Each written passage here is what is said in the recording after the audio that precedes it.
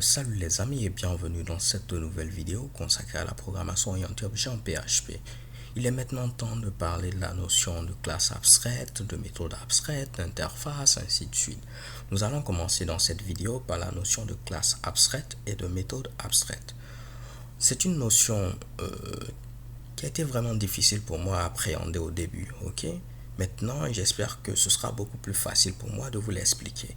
Comme on le dit très souvent, si on a bien compris quelque chose, normalement, ça doit être facile pour nous de l'expliquer à une autre personne. Donc, vous pourrez vérifier si j'ai bien compris ici la notion de classe abstraite, si je réussis à bien vous l'expliquer. À ce niveau-là, on avait créé une classe carré qui héritait d'une classe forme. Et cette classe forme, c'était tout simplement la classe de base. Donc, on a la classe carré qui héritait de la classe forme. On avait également la classe triangle qui héritait de la classe forme et pour terminer la classe cercle qui héritait de la classe forme. Au niveau de la classe carré, on avait défini une méthode R qui nous permettait de calculer l'aire d'un carré. C'était tout simplement côté au carré, côté fois côté. Donc là, on avait défini un attribut côté, on avait pris cet attribut là au carré, donc côté au carré. Pareil pour le triangle. On a l'aire d'un triangle qui est base fois hauteur sur 2. Donc là, on avait défini deux attributs, base, hauteur. Et là, à ce niveau, pour calculer l'aire, on avait fait base fois hauteur sur 2. Au niveau de la classe cercle, par contre, on n'avait pas défini à ce niveau une méthode R. Ce qui faisait qu'au niveau de notre fichier héritage.php, lorsqu'on créait une nouvelle instance de la classe cercle et on appelait la méthode R, il venait au niveau de la classe cercle, il voyait qu'il n'y avait pas de méthode R. Il venait également au niveau de forme, étant donné que la classe cercle hérite de la classe forme. Et il voit qu'au niveau de forme également, on n'a pas de méthode R. Donc là, on avait tout simplement une erreur, nous disant qu'il n'y avait pas de méthode R. Si je viens à ce niveau, je fais php héritage.php, vous voyez qu'on a une erreur, on ne connaît pas de méthode R. Par contre, si on appelait ici la méthode R sur une nouvelle instance de la classe carré, on aura une valeur. Ici, on a 16 parce que ici, on avait mis ici 4. Donc, 4 fois 4, c'est 16. Si on faisait pareil au niveau de triangle, ça allait marcher vu qu'il y a une méthode R. Donc, base fois hauteur, ça fait 4 fois 2, 8. 8 divisé par 2, ça fait 4. Donc, normalement, si je remplace ceci par triangle, cela allait m'afficher ici 4 sans problème. Vous voyez que cela fonctionne. Donc, ce qu'on avait dit, c'était de trouver un moyen de faire en sorte que toute classe qui allait hériter de cette classe forme puisse être obligée d'avoir une méthode R. Donc, la méthode R est présente au niveau de la classe carré, au niveau de la classe triangle, mais il fallait obliger ici la classe cercle, en quelque sorte, d'avoir également une méthode R, parce que pour l'instant, elle n'est pas obligée d'en avoir une. Ok? Donc, si on vient au niveau de la classe forme, la première des choses que je vais faire, c'est rajouter ce mot-clé là, abstract. Rien qu'en mettant ici abstract au début ici de la définition de notre classe, on vient de créer une classe abstraite. Je me répète, la classe forme n'est plus une classe ordinaire, mais elle devient une classe abstraite. Maintenant, qu'est-ce qu'une classe abstraite? C'est là la grande question. Une classe abstraite, c'est une classe qu'on ne peut pas instancier. C'est une classe qui ne pourra pas avoir d'objet direct. Pour faire encore plus simple, une classe abstraite, vous ne pourrez pas faire new suivi du nom de cette classe-là. Donc là, par exemple, on ne pourra pas faire new form. Qu'est-ce que je fais?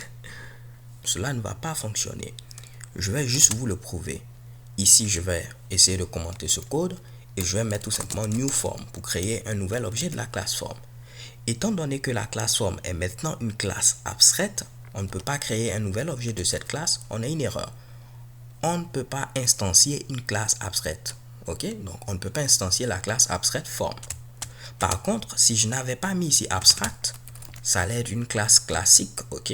Donc une classe comme les autres. Donc même si ceci ne va rien afficher, mais on n'aura pas d'erreur, je pourrais instancier cette classe-là. Vous voyez, pas de problème. Donc si vous avez une classe abstraite, c'est tout simplement une classe qu'on ne peut pas instancier. On ne peut pas faire new suivi de cette classe. Maintenant, vous pouvez vous dire, mais c'est bizarre, pourquoi je vais créer une classe que je ne vais pas pouvoir instancier? Parce que c'est là la véritable question. Et vous allez voir que ça peut être intéressant. Parce que dans ce cas précis, vous pourrez dire que j'ai créé un carré, j'ai créé un triangle, j'ai créé un rectangle, j'ai créé un cercle.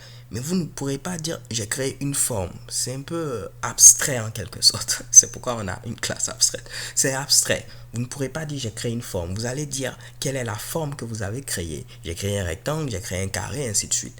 Donc vous allez créer votre classe forme et la définir en tant que classe abstraite parce qu'on ne pourra pas créer directement ici une forme. Mais toutefois, on pourra hériter de cette classe-là, comme c'est le cas ici, comme c'est le cas également au niveau de triangle, comme c'est le cas également au niveau ici de cercle plutôt. Ok? Donc, une classe abstraite, on ne peut pas l'instancier, mais on peut hériter de cette classe-là.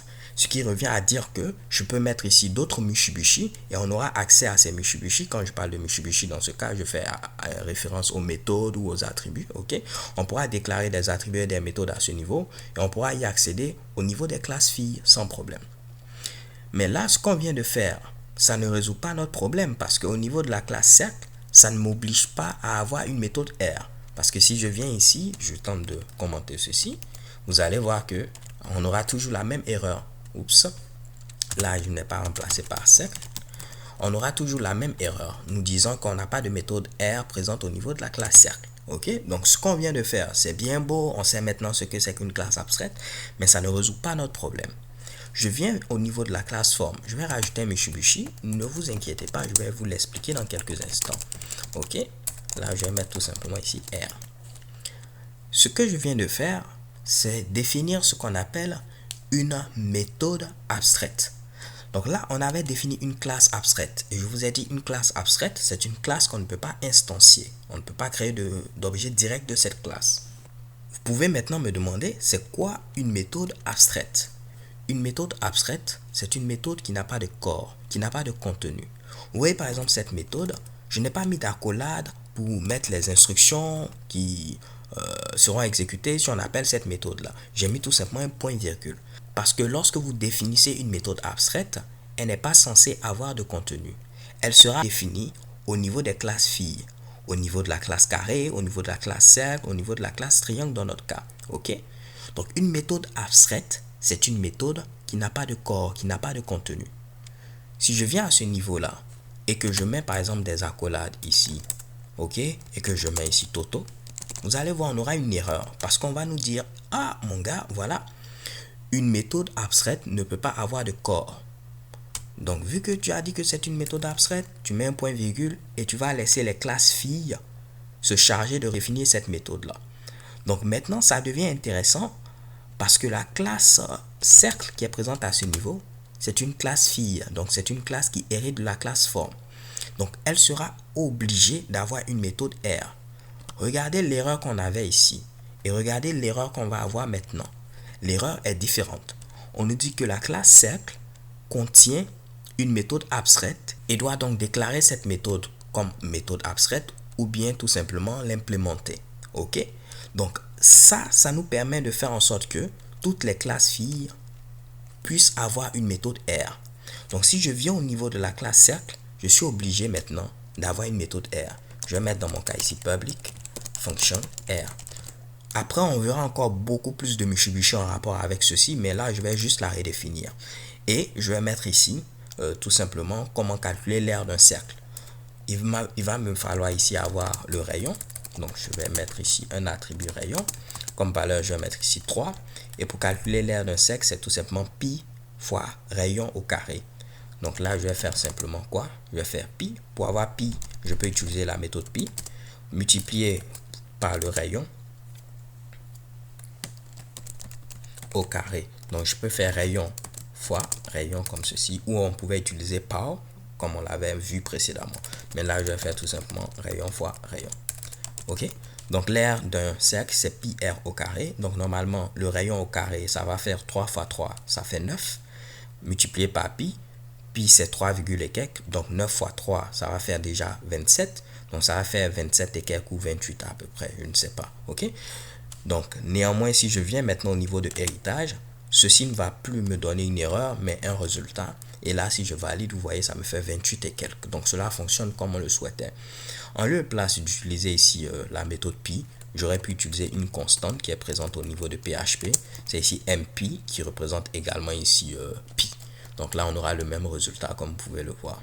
Libre à vous d'utiliser m_pi ou d'utiliser tout simplement ici la fonction pi. Donc les gars, là c'est la base. Bien sûr, on verra d'autres Mitsubishi en rapport avec les classes abstraites, les méthodes abstraites qu'est-ce qui va se passer si vous ne souhaitez pas redéfinir la méthode R, ainsi de suite. Mais ce que vous devez retenir d'ores et déjà par rapport à cette vidéo, une classe abstraite, c'est une classe qu'on ne peut pas instancier. On ne pourra pas faire new suivi de cette classe. Une méthode abstraite, c'est une méthode qui n'a pas de corps. Et si vous avez une méthode abstraite, toutes les classes filles de votre classe abstraite en question seront obligées de redéfinir cette méthode-là. Donc, c'est le cas pour ici carré, cercle et triangle. Si l'une des classes filles ne souhaite pas redéfinir cette méthode, on verra par la suite comment est-ce qu'elle devra procéder. Alors les gars, c'est tout pour cette vidéo. J'espère que vous avez tout compris et que vous l'avez apprécié. Je vous donne rendez-vous à la vidéo suivante. So thank you guys for watching. Don't forget to subscribe and have a nice day. Peace.